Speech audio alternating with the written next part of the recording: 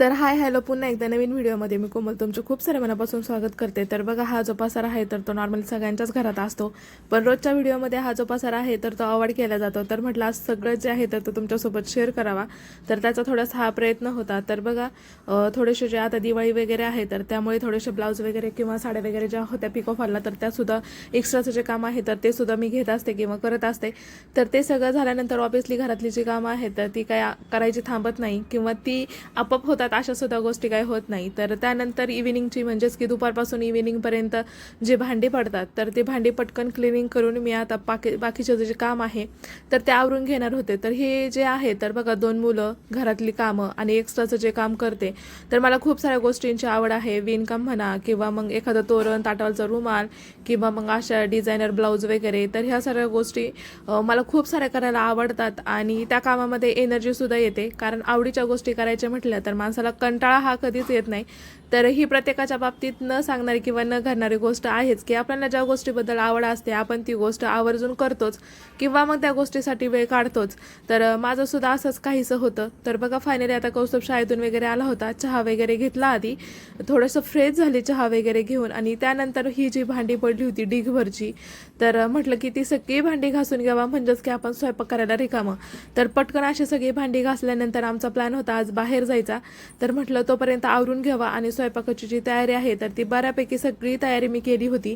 तर आज मी तर करणार होते फ्लावरची भाजी। तर फ्लावर अगोदर शिजवून घेतला होता, थोडंसं मिठाच्या पाण्याने धुवून घ्यायचं आहे आणि गरम पाण्यामध्ये त्याची वाफ काढून घ्यायची आहे। तर ते सगळं झाल्यानंतर मी ते छान अशी जी फोडणीची तयारी आहे तर ती केली आणि पटकन जे आहे तर ते आता फोडणी द्यायला ठेवणार होते। तर थोडासा फ्लावर जो आहे तर तो माऊसाठी वेगळा केला होता, कारण ती बऱ्यापैकी तिखट खात नाही आणि मुलाला, मिस्टरांनी, मला नॉर्मली तिखट लागतं। तर त्यामुळे आमची जी भाजी आहे तर ती वेगळी होती आणि तिला तर रोज नॉर्मली करत नाही तिच्यासाठी वेगळं, पण तिच्या जर आवडीचा पदार्थ असेल फ्लावर, बटाटा, ह्या साऱ्या गोष्टी ज्या तिला आवडतात तर त्या जर थोड्याशा सपक किंवा कमी तिखट जर केल्या तर ती आवर्जून खाते किंवा पोट भरून खाते। जर तिखट वगैरे केलं तर ती नॉर्मली थोडंसंच जेवते। तर त्यासाठी ह्या ज्या गोष्टी आहेत तर त्या आधीमध्ये लक्षात ठेवाव्या लागतात किंवा तिच्यासाठी ह्या सगळ्या गोष्टी कराव्या लागतात। तर त्यामुळे अशा पद्धतीने थोडासा जो फ्लावर आहे तर तो वेगळा करून घेतला आणि नंतर जो दुसरा फ्लावर होता तर तो मी करून घेणार होते। तर अशा पद्धतीची ही जी घाई गडबड आहे तर माझ्याकडे तर कंटिन्यू चालू असते रोजचंच काम। तर याला काही बाकीचे नॉर्मली तर म्हणून जातात की घरात काय कामं असतात किंवा हे तर रोजचंच काम आहे, यात काही नवीन। पण हेच काम करण्यासाठी रोजची जी तारेवरची कसरत करावी लागते तर ती बायकांनाच माहिती। नॉर्मली म्हटलं जातं बायकांचं दुःख हे बायकांनाच माहिती, ह्या साऱ्या गोष्टी याच्यातच कळून जातात।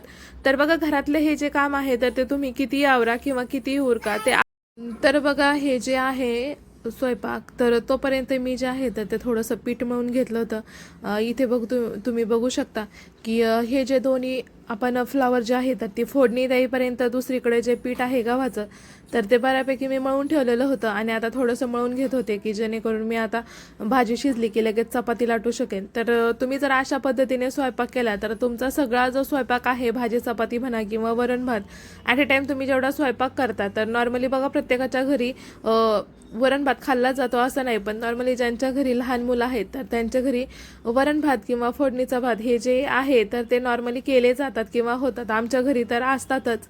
तर त्यामुळे हा जो स्वयंपाक आहे तर तुम्ही हार्डली फक्त मोजून 15 ते 20 मिनटामध्ये सगळा जो स्वयंपाक आहे तर तो करू शकता।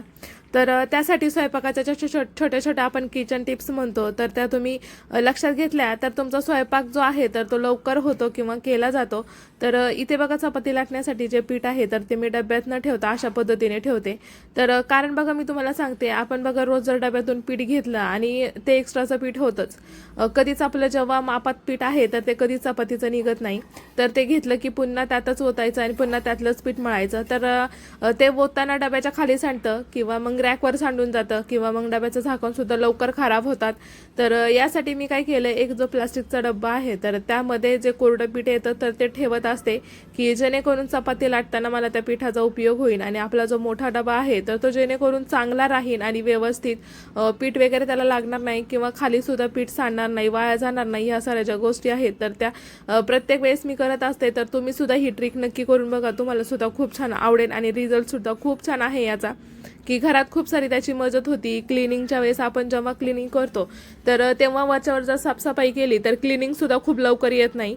तर ह्या ज्या आपल्या गप्पा आहेत तर त्या अशाच कंटिन्यू चालत राहतील. तर बघा, तुम्ही चॅनलवर नवीन असाल, चॅनलला सबस्क्राईब केलं नसेल तर चॅनलला पटकन सबस्क्राईब करा, की जेणेकरून अशा ज्या छोट्या छोट्या टिप्स आहेत तर त्या मी तुमच्यासोबत शेअर करून तुम्ही सुद्धा त्या गोष्टीचा आनंद घेऊ शकाल यासाठी. तर बऱ्यापैकी जे आहे तर तो स्वयंपाक माझा ऑलमोस्ट झालेलाच होता असं म्हणायला देखील काय हरकत नाही. तर चॅनलला सबस्क्राईब केल्यानंतर बेल आयकॉन प्रेस करायला अजिबात विसरू नका, की जेणेकरून मी नवीन व्हिडिओ पोस्ट केला की तो लगेच तुमच्यापर्यंत पोचला जाईल यासाठी. तर बघा, चपाती जी आहे तर ती चांगली फुगण्यासाठी किंवा मऊ लुसलुशीत होण्यासाठी आपलं जे चपातीचं पीठ आहे तर ते नॉर्मली तुम्ही चपाती करायच्या आधी 15 ते 20 मिनिट जे आहे म्हणजेच की अर्धा तास तरी ते पीठ जे आहे तर ते मळून ठेवायचं आहे, की जेणेकरून ते चांगलं भिजलं जातं आणि भिजल्यानंतर आपल्या ज्या चपात्या आहेत तर त्या खूप छान मऊ आणि लुसलुशीत होतात. तुम्ही कितीही जरी वेळ त्या चपात्या ठेवल्या तरी त्या खूप छान मऊ अशा राहतात. तर ही ट्रिकसुद्धा तुम्ही चपातीच्या बाबतीत जे आहे तर ती करू शकता. आणि चपाती लाटताना सुद्धा पीठ जे आहे तर ते जास्त पातळ ठेवायचं नाही आहे. तर तुम्ही चपातीचं पीठ जर जास्त पातळ मळलं तर ती चपाती कडक येते. सो जास्त घट्ट आणि जास्त पातळसुद्धा नाही मळायचं.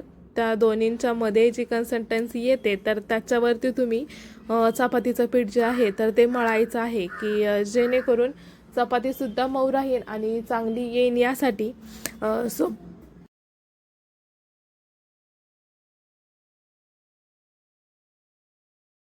तर अशाच पद्धतीने बघा, ज्या थोड्याफार चपात्या होत्या तर त्या मी घेतलेल्या आहेत पटकन लाटून. आणि एकदा स्वयंपाक जर करायला लागले तर तो स्वयंपाक जो आहे तर तो कंटिन्यू करायचा आहे. कंटिन्यू म्हणजेच की भाजी ठेवली की दुसऱ्या गॅसवर लगेच भात ठेवायचा आणि भात झाला की लगेच चपात्या लाटून घ्यायच्या, की जेणेकरून स्वयंपाक जो आहे तर तो गरम गरम झटपट तयार होतो यासाठी. सो ह्या ज्या ट्रिक आहेत तर मी बघा काय करते, आपले जे मसाले आहेत तर बघा, शेंगदाण्याचा कूट तर शेंगदाणे भाजून एकदाच कूट करून ठेवत असते, की जेणेकरून आपण स्वयंपाकाला लागलो, भाजीला लागला की तो लगेच त्यामध्ये टाकता येईल यासाठी. कोथिंबीर सुद्धा निवडून ठेवायची आहे, की जेणेकरून कोथिंबीर निवडायचा जो वेळ आहे तर तो खूप सारा वाचतो. आणि त्यानंतर एक महत्त्वाचा विषय येतो तर तो म्हणजेच की आपण जो मसाला वापरतो किंवा वाटण जे भाजीला वापरतो तर कांदा, खोबरं, लसूण हे जे वाटण आहे तर ते नॉर्मली आपण रोज वापरत नाही.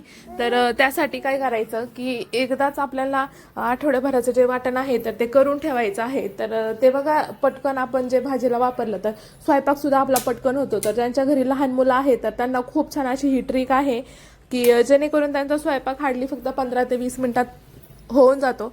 माझ्या तर बऱ्याचशा गोष्टी किंवा बऱ्याचशा स्वयंपाक जो आहे तर तो अशाच गोष्टीवरती असतो, की जे स्वयंपाकाचं प्रिपरेशन आहे तर ते मी अगोदरच करून ठेवत असते, की जेणेकरून आपण जेव्हा स्वयंपाकाला घेतो किंवा स्वयंपाक करतो तेव्हा खूप सारा वेळ जो आहे तर तो वाचतो आणि त्याचा आपण दुसऱ्या ठिकाणी सुद्धा सत्कारणी उपयोग करू शकतो. तर कधी कधी स्वयंपाकाचा सुद्धा कंटाळा येतो. तर अशा वेळेस असे जर बऱ्यापैकी जर किचनमध्ये किंवा स्वयंपाकाचे जे रुटीनमध्ये ज्या गोष्टी लागतात तर त्या बऱ्यापैकी अगोदरच तयार असतील, तर स्वयंपाकाचा कंटाळा जरी आला तरी तुम्ही फक्त 5 ते 10 मिनिटामध्ये कुकरला एखादी भाजी लावायची, किंवा मग फोडणी तर अगोदर आपण मसाला तर अगोदर केलेलाच असतो, फक्त फोडणी देऊन भाजी जी आहे तर ती रेडी होते.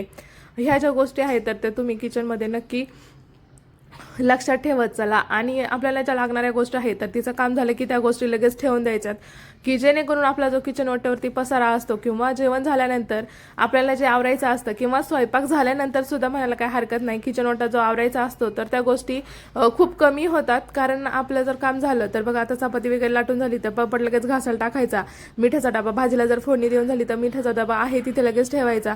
ह्या ज्या गोष्टी आहेत त्या तिथल्या तिथे केल्या तर आपल्या किचनमधला पसारा सुद्धा खूप सारा कमी होतो आणि क्लिनिंग पण खूप दिसते. एक्स्ट्राचं जे क्लिनिंग आहे तर ते तुम्हाला करावं लागत नाही. तर बघा, अशा पद्धतीने माझं काम झालं की मी लगेच त्या गोष्टी ज्या आहेत त्या जागच्या जागावर ठेवत असते, की जेणेकरून घरात पसारा दिसणार नाही यासाठी. सो तुम्हाला आजचा व्लॉग कसा वाटला माझा ते कमेंट्स करून सांगायला अजिबात विसरू नका. आणि हो, चॅनल नवीन असाल, चॅनलला सबस्क्राईब केलं नसेल, माझे व्हिडिओ बघायला आवडत असतील तर चॅनलला नक्की सबस्क्राईब करा. आणि अजून तुम्हाला कोणते व्हिडिओ बघायला आवडतील तर ते सुद्धा मला कमेंट्समध्ये एकदा नक्की सांगा. मी तसे व्हिडिओ करायचा सुद्धा नक्की ट्राय करेन. सो चला तर भेटूया आपण आता पुढच्या एका नवीन व्हिडिओमध्ये. तोपर्यंत